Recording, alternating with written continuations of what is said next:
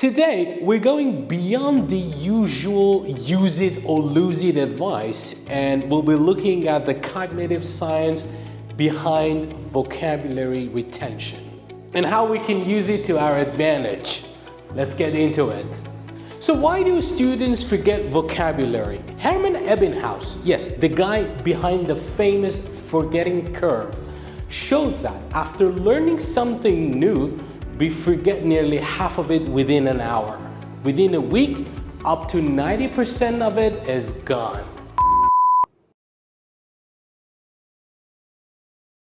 Now, it's tempting to say, well, students just need to practice more, but it's not that simple.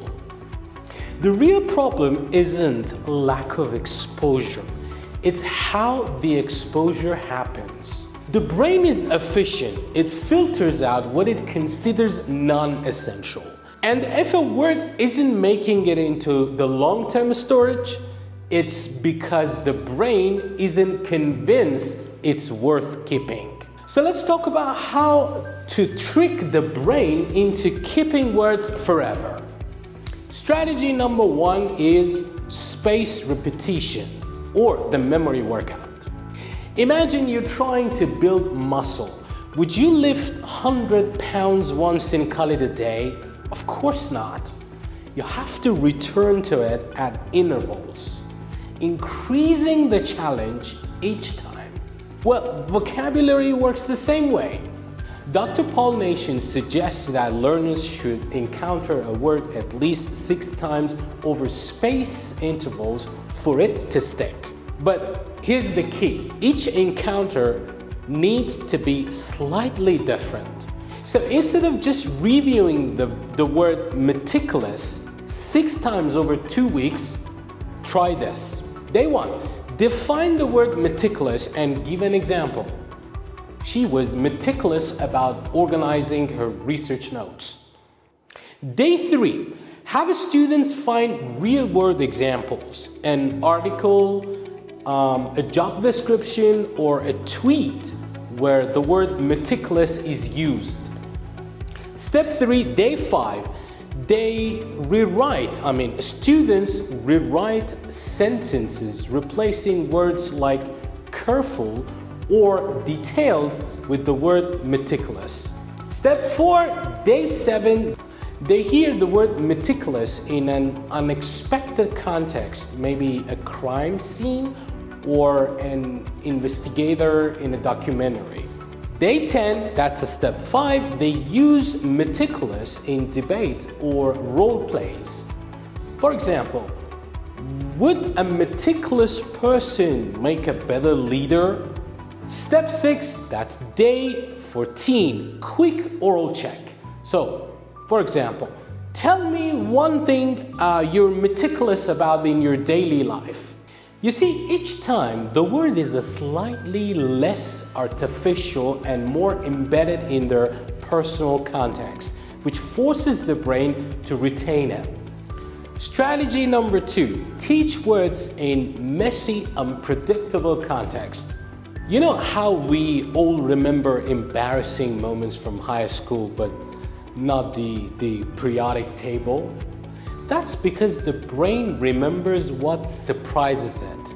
Now, the point is, most vocabulary instruction is too predictable. The word serene, for example, always describes the landscape. Meticulous is always about a planner.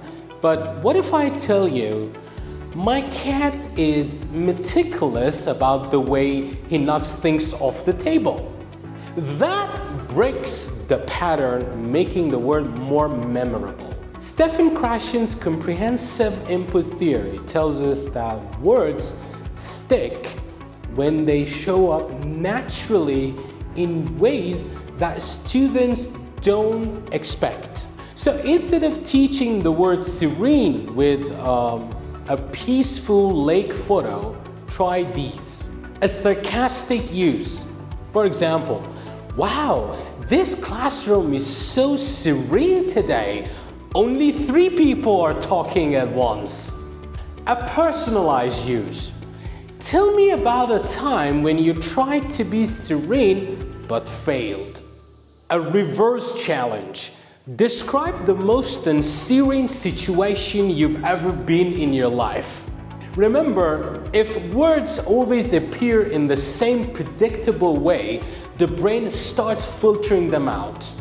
Strategy number 3 is personal connections. Make it unforgettable. Okay, we remember words that matter to us. It's why students forget the word ubiquitous, but never forget slang or swear words. They're emotionally charged. If I ask students to use the word nostalgic in a sentence, I probably get some textbook answers. I feel nostalgic about my childhood. But if I ask, what's the first song that makes you feel nostalgic? Suddenly, I've triggered a real memory, and that connection locks the word in place. The same applies to debates. If you're teaching the word controversial, for example, don't just define it. Throw a real controversy into the mix. For example, should AI replace human teachers? And watch how fast that word sticks when it's tied to their own arguments and their own emotions. Strategy number 4, force recall. Don't just recognize. There's a huge difference between recognizing a word and producing it.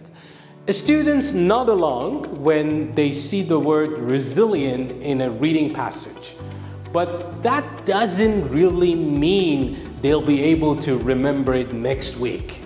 To really cement vocabulary, they need to struggle to retrieve it. This is called effortful recall, and studies show that it massively boosts retention. So instead of giving students a word list to review, have them try this. Go for reverse definitions. Instead of what does the word resilient mean, ask, what's a word that describes someone who bounces back after failure? Number 2, do delayed production. A week later, for example, drop them into a situation where they need to recall the word. You're hiring someone for a tough job. What trait is crucial? Do word detective work. Have them find a word they learned last month in a real word source, for example, in an article or some news, etc. And explain the context in which it was used. We know that the brain holds on to the words it works for. If it's too easy, it's not memorable. The biggest mistake? If you ask me, I would say thinking that one exposure is enough is the biggest mistake. Students don't know a word just because they got it right once. They know it when they can use it without thinking.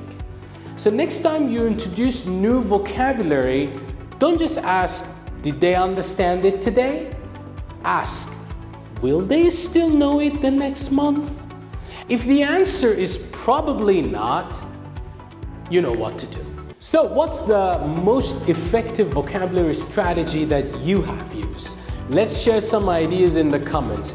And if this video got you thinking, don't forget to like, subscribe, and hit that bell so you don't miss the next one. See you in the next video.